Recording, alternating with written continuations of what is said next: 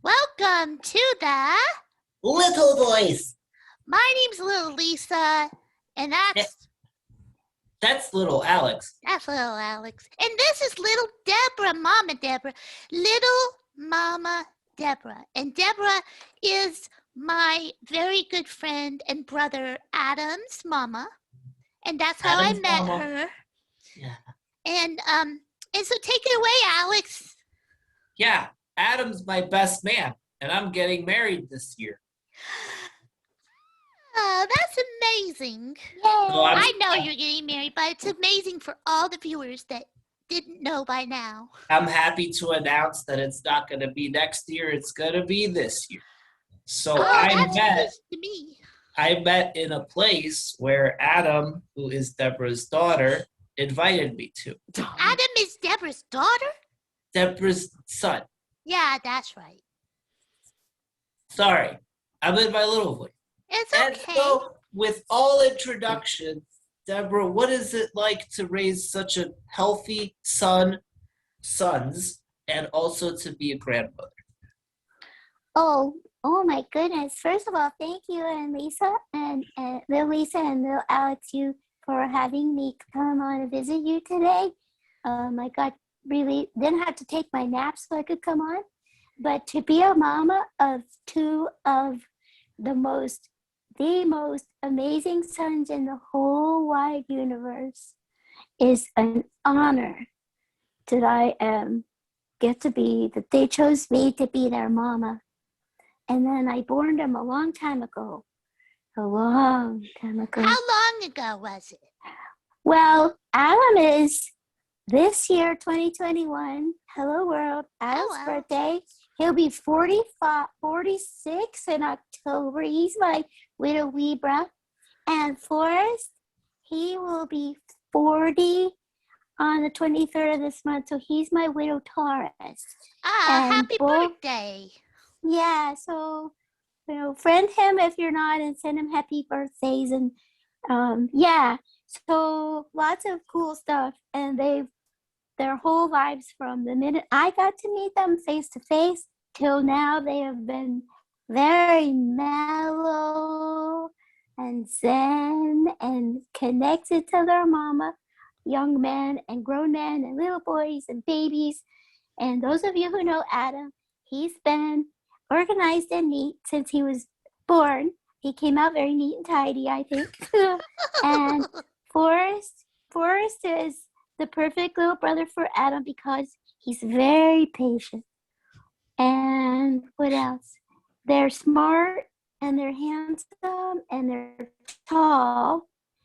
And they brought me two beautiful daughters in love into my space because I didn't get to born any girls. Yeah. Oh, yeah. So any other thing you want to know about that part, Alex? So Adam has two boys, and does Forrest have any children? Adam has two boys. Sebastian is taller than grandma. It's cool to be a grandma, and it's really cool to be the funnest grandma ever because we paint and we create and connect as much as we can, especially with his boys. And Sebastian is like way taller than grandma now, and he's gonna drive all by himself next month. Oh my goodness. And it's like he was like just born a minute ago to my brain. To your brain. To my brain. To your brain time concept center. Yeah. And I try not to pay attention too much to it. I just kind of like to live in the ethereal. And then he has a little brother, Christian, who is a very tall, handsome, very pensive, thoughtful young man. And he's a very taller than Grandma 12. So 12, 16, and 12. So Sebastian, I learned I was going to be a grandma. And Sebastian we found out it was going to be a Sebastian 9 months later, but I was 50 years old. 50. Isn't that a big number? That's a big one. That's a big number that I was going to be a grandma. Well, it took long enough, but It's all up to the universe. I'm not that kind of grandma. But anyway, so and then Forrest, him and his beautiful bride Lupe have two little girls, and Estella is 4, and she loves to say her favorite line is to say last week in the morning, and then she'll fill in whatever. And her other Last favorite week line, in the morning. Last week in the morning. That's cute. I think I need to have a t-shirt made for her. And then her other favorite line is, I have a question for you. But then she never asks the question. She just says something. But she's learning her words at 4. And Miss Lisa, she sings the best happy birthday in the whole wide world. Me? But Estella loves to sing happy birthday almost daily to anybody. Oh, that's so cute. Yeah, and she has a baby sister who's 2 named Daniela. Yeah, and They're so she cute likes when they're that to. little. I know, little bitty. And yeah, and the magic of it is Estella was born in Spain, far, far away from here. And Daniela was born in Japan. Wow. And I got to be there. You got to go to Japan? Yeah, I was far, far away. Wow. And it's dark Foreign time then. soil. Foreign soil? Yeah. Yeah, it was different dirt, that's for sure. Different kind of dirt. Let's talk about the dirt in Japan. Is it really different dirt? Tell us about it. I really don't know. There's a whole lot of I didn't cities. know if you ate it or something, like take a little taste. No, the food is really, really, really, really, really, really, really, really, really good. Whoa. And there's lots of cities, so you don't see a whole lot of dirt. Okay. And the people are very pretty and very kind. Oh, yay. Wow. That sounds like Carly would like it. She would love it. Carly loves Japan. She really wants to go there very, very, very bad. She was just telling somebody about it yesterday. Oh yeah, go for like a long time, and then hang on to your keep your arms and legs in the car at all times when you come back, because like when Adam and Claudia got married, I had got back from Japan 3 days before that. Oh, and wow. I had this magical thing called jet lag. And Oh. wow, it was weirder than a roller coaster, but it was fun and worth the journey. So go. And they have the most yummy pancakes there. Fluffy pancakes. Wow. Pancakes are my favorite food. Really? You I have didn't to- know that. Ooh. Yeah. I'm the kind of grandma that makes them, you can pick whatever kind you want, because I love to cook. And then I make them in shapes for you. Like if you want bunny rabbits or Minnie Mouse or Mickey Mouse, I can make all the shapes, which makes them taste way better. Oh, totally. And then you could eat a whole ear off or something. Mm-hmm. You can take your time eating the animal Yes. in segments. Yes. You also get to be a grandma for Claudia's sons too. Mm-hmm. I am a So grandma. cute. I am a extra magical thing called a step grandma. Not like you have to go steps on it, but I have a step Did you son. take your steps in becoming a step grandma, or you just jumped into it? There are steps to step parenting and step grandparenting, but that's been many years, and it's just like parenting. You hold space and you love them. And there's even days that your mom and dad might want to ask for a refund because you're that naughty, but you just keep breathing and you just keep loving them. So yeah, I'm step grandma to Claudia's boys, Gabriel and Jonah. And as my grandpa used to say, you're so good when you're asleep. They've taught me how patience works and how fun and joy and to bounce around the house again. And it's just so much fun. They're such lovely, bright lights, both of them. They're so smart. I love that. Yeah. And I'm a step grandma of my husband has 3 kids, and I'm step grandma to their kids. You got like a full a grandma. Yep. Yeah. Yeah, I try. That's really nice. I love it when you show like pictures that you make for your grandkids and you send it to them, and it's just so Yeah. sweet. I love I that. do I do that right now. I pretty much just do that for the girls. And every week I send them a card. I paint on one side and then it dries, and then I write like what's going on, age appropriate. And then I ask them questions. I always make attempts to engage them. And it's like so much fun to color and draw and child like little kid like I am, and then that connects to them, their little kidness, and we're all little kids together, and that is like so fun. That is so fun. And you're doing I just want to take a moment, right? And Take say it, thank sister. you. Thank you so much for being an amazing grandma, because not every kid has grandmas, you know? So it's really, really nice that you are showing up to show the world what it is to be a precious, wonderful, childlike grandma. And so I had a question. When did you start doing a little voice? Because you already had a little voice. It wasn't because of me. I had a little voice and you're like, hey, look at me. And your little voice is just so cute and precious. And so I'd love to hear when this came for you.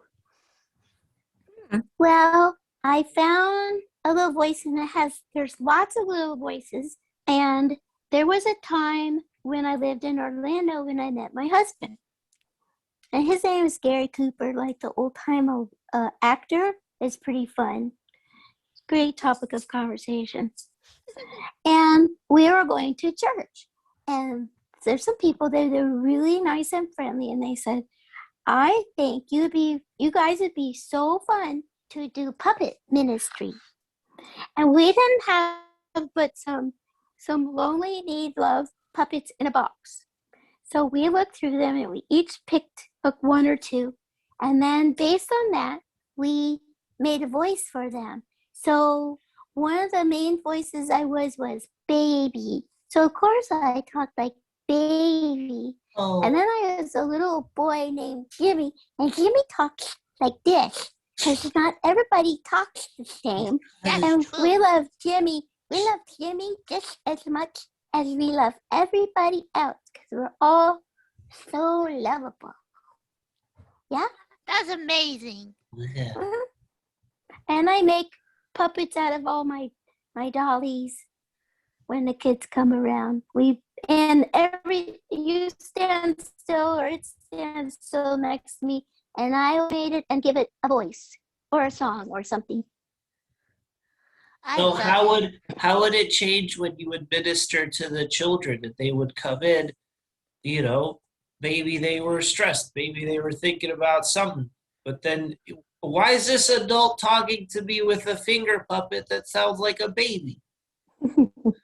Well, that's a good question, Alex. My husband does really cool stuff made out of wood, and he built a whole big stage with little windows and curtains so we could see, but you couldn't see us. And then we would put the puppet on our hand, and we would lean on out the puppet, and we would move our puppet hand and talk. And then when we were done, we put him away and we walked away from behind the screen. The kids would go, we know that was you. And we would look at him, we would pretend like we would say, what? We were in a meeting in the room behind there. I don't know what you're talking about. Because we would make up a script of the topic of the weekend and talk about, Jesus stuff and all that cool stuff. And they were just like first graders and sixth graders. So they thought they had it all figured out. And they're like, we don't know what you're talking about. Those were just the puppets. You broke down the fourth wall for them. Huh? I love that. Alex, Yeah. maybe we should get some little puppets made, and then we could be on Zoom with the little puppet, to do the little voice. You never know. Possibilities. Deborah might have awoken something. Ooh, $5 off. Discount now. So, That sounds cool. yeah. I think incorporating a visual element to in the show will make us reach a wider audience. Yeah, we could get little puppets that look like little immature, I would say little miniature versions of our little ourselves, you know, like really doing. Hi. I love this. Deborah, So, you're let's go- incredible. To come back to the story, so Deborah, you had your own little voices built up way long before. And did you call it a little voice, or this was just like accents that you would use? And how did you come to find Lisa? Yeah, I didn't call little voice, and I like to do like I sound like a kitty cat or a chicken or a goat, stuff like that. It kind of, for me, I just kind of picked it up once I got to be a mommy, and it's, thanks a lot, FPNL. But so I didn't call it little voice, and I met Lisa.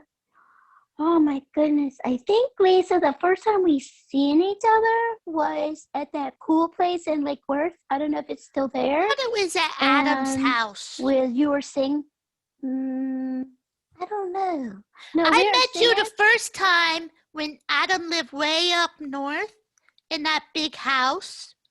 He had he had some sort of gathering, and I came and I met you there.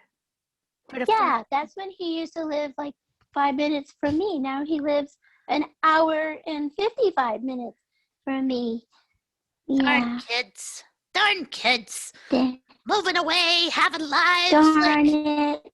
If they just live down the street forever. I don't know what I'm going to do when Harley moves way away. That's not a little person. Yeah, that's the fun part about, a challenge part about being a mommy of grown-up kids, that you're supposed to help them move on and leave the nest and all that happy, wonderful stuff. And then they go and you're like, yay. Yay. And then they get babies and they bring them to you and their grandbabies, and you can start all over chewing on all their tootsies and their cheeks and their neck, and you start the love process all over again. Yeah. Absolutely. It just gets deeper and deeper and grows bigger and bigger and bigger. So what message do you have for the empty nesting moms who are waiting on grandkids and are in that uncomfortable period? That's a great question, Alex. First, I like to say, like I say to other groups, don't overthink it. Don't worry about all the books that can help you think about it. Be patient. Find something that you love if you haven't. And please don't say, so when are you going to have a baby? Because that puts pressure that none of us want, even if your heart's hurting and you want to have grandbabies. Let that happen. For me, I put myself in a space of hanging out with kids in the church we used to go to. I had hundreds of little kids and nursery kids, and what fun is that, you know? And I get to bake cookies for all of them and make ice cream for them, and it was blueberry, and everybody walked around poking their tongue out because it made your tongue purple. And so you just enjoy those things. And like as a mommy, you spend a lot of time helping your kids grow up, making sure they wash their hands and all that stuff. And you can put it on a shelf, all your wishes and fairy tales and your rainbow that you looked at all your life. And they're not gone. They just may be a little faded or dusty, but you can you can go back to that shelf and dust it off and find all these amazing things. And now that you're grown up, you can help the next set of mommies and be ready for grandkids, or find a place to put your heart so it doesn't go cold. I love what you're saying, That's so because it's so important, like, not to put pressure on anyone else to fill any kind of void within yourself. Because like you said, like, there's so many kids in the world that could use some, like, grandmotherly love, motherly love, that don't have it. So you can literally, like what you said, if it's not church, you can volunteer for Go something. to your community. Yeah. You could play Yeah. with puppies and kittens, and Yep. there's all kinds of, creatures in the world that need that love. And you don't even have to find little kids. No. You can be like us and we could be each other's big sister or big brother or little sister or little brother, and hold that space that you and your heart is in right then. And you could hold somebody and then they could take turns and hold you. Yeah. Yeah. I like that. I want to give a shout out to my mom who's listening, who's an empty nester, who's been asking me when I'm going to have kids. And Hi, Mama Pop. and can I say, look, hi, Mom and Dad. Alex Pop's mom is Mama Pop. I love that. That's Yeah, so me cute. too. But yeah, and then it goes, the kids get to be patient too with the grandmas, the wannabe grandma and grandpa. Because that just tells you really that their hearts are so big that they want little more nuggets of you to put in their basket. Oh, that's so cute. Mhm. Is happening? Okay. Oh, this is a heartfelt one, guys. Oh, Mama Deborah, you've been just the greatest guest ever in the whole world. I mean, we have a lot of great guests and they're all great, but I just really love this grandmother, unconditional love energy that you've brought to the show. And that can't be ever brought for the first time again. You were the way shower here, So thank you so much for that. You're welcome. Alex, do you have any more questions, or do you think this is the end of our show today? I just have an observation. I think it's like love. If you're looking for love and you find one person that it's like, wow, I found everyone. Now I get to choose. Like, but was it like that with grandkids? Like when one came, the rest of them came? Yeah, I guess so. It's like the timing, like, of the grandbabies coming is like everything else in our space. They choose to come in that perfect moment. And I'll tell you, if you and Joanna want to be a mommy and a daddy, how beautiful that journey will be. And to when you get to be there, and I see it, you'll be there. And when the grandmas and grandpas get to be nearby and hold your first little one, and you watch the magic between the grandma and grandpa's faces and the little one's face, there's a knowing. There's a knowing. And you'll see that bond beyond words. Yep. Trust the process. Thank you so much. Thank you for your wisdom and for attending today and sharing with us your gift and sharing with all these people your Really beautiful. I love you guys. Oh, I love you too. I hope to hug you in person soon. Yes. And a hug. This is how the grandbabies hug. I do this, And then when Forrest was little, you know how you kiss over the phone? You go, right? Because you can hear it. Do you know how to hug over the phone? No. Tell us. You say squeeze. Squeeze. Please. I Mhm. love that. Forrest invented that when he was like 3. Aw. Good job, Forrest. I know you're going to listen to your mama on this podcast. So, well, I want to say that I love you and thank you for coming. And I want to thank all the listeners for All the tuning listeners. in today. You know, and I'm just excited for when I get to meet you and we could talk about whatever in our little voices. So access some innocence today. That's all right. Everybody say bye. Thank you for coming today.